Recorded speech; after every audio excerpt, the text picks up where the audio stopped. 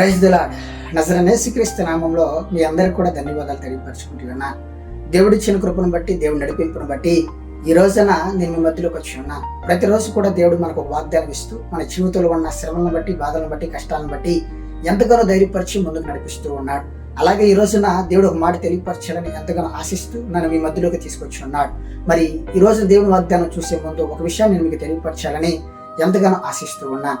మరి ప్రసంగ గ్రంథాన్ని రాసిన దావీదు కుమారుడైన ప్రసంగ గారు ఈ సూర్యుడి క్రింద ఉన్న ప్రతి ఒక్క విషయంలో, ప్రతి ఒక్క పని విషయంలో కూడా వ్యర్థం అని కొన్ని విషయాలు మాట్లాడుతూ ప్రసంగ గ్రంథాన్ని రాస్తూ ఉంటాడు. ఈ లోకంలో ఏది ఉన్నా, ఎంత సంపద ఉన్నా, ఎంత జీవితాన్ని మనం జీవించినా కూడా ఏది కూడా మనకి స్థిరం కాదు, ఏది కూడా మనకి ఉపయోగపడేది కాదు. ఈ లోకంలో ఎప్పటికైనా కూడా మనం మరణించాల్సిందే, ఎప్పటికైనా కూడా దేవుడి దగ్గరికి వెళ్లాల్సిందే. కాబట్టి ఈ లోకంలో ఏది కూడా మనకి స్థిరం కాదని కొన్ని విషయాలు మాట్లాడుతూ వ్యర్థంగా మాట్లాడుతూ ఉంటాడు.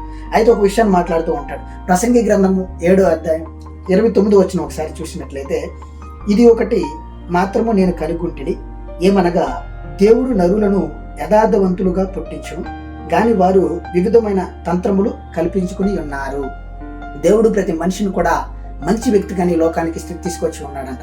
మనకున్న జ్ఞానంతో, మనకున్న తెలివితేటలతో, మనకున్న సంపదతో మరి దేవుని గ్రహించకుండా, దేవుడి ఆలోచనలు గ్రహించకుండా మరి ఈ లోకంలో తంత్రాలని, ఈ లోకంలో విచ్చలవిడిగా జీవితాన్ని జీవించి మనం కలిగి ఉన్నామని నేను ఒకటి కనుక్కున్నాను అని మరి ప్రసంగ గారు ఎంతగానో తెలియపరుస్తూ ఉంటాడు. కాబట్టి ఈ రోజున దేవుడు మనతో మాట్లాడుతూ ఉన్నాడు. నీ జీవితంలో ఏది ఉన్నా, ఎంత స్తోమత ఉన్నా, ఎలాంటి స్థితిలో నువ్వు నిలబడి ఉన్నా కూడా మరి ఏది కూడా నీకు స్థిరం కాదు, ఏది కూడా నీకు నిలబడేది కాదు. ఏ రోజుకైనా కూడా నువ్వు నా కాళ్ళ దగ్గర రావాల్సిందే, ఏ రోజుకైనా కూడా నా యందు నువ్వు నిలబడాల్సిందే.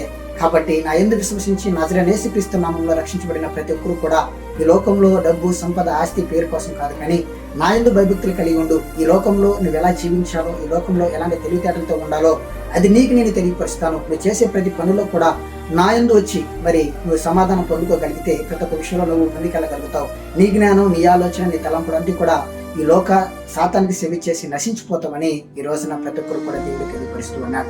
కాబట్టి ఈరోజు ఎవరైతే రక్షించబడి ఉన్నారో, మారు మనసు పొందున్నారో, మరి ఎవరైతే దేవుని యందు విశ్వాసంతో కలిగి ఉన్నారో వాళ్ళతో దేవుడు మాట్లాడుతూ ఉన్నాడు. నువ్వు ఏ పని చేసినా, ఏ ఆలోచనతో కలిగి ఉన్నా కూడా నా దగ్గరికి రా, నా దగ్గర సమాధానం పొందుకో. నేను చెప్పినట్టు ఉన్నాడు. నీ ఆలోచన, నీ జ్ఞానం కాదు, ఈ లోకంలో నశించిపోవడానికి కాదు, నీ విచ్చలవిడిగా జీవితాన్ని జీవించడానికి కాదు ఈ లోకాన్ని నేను తీసుకొచ్చింది.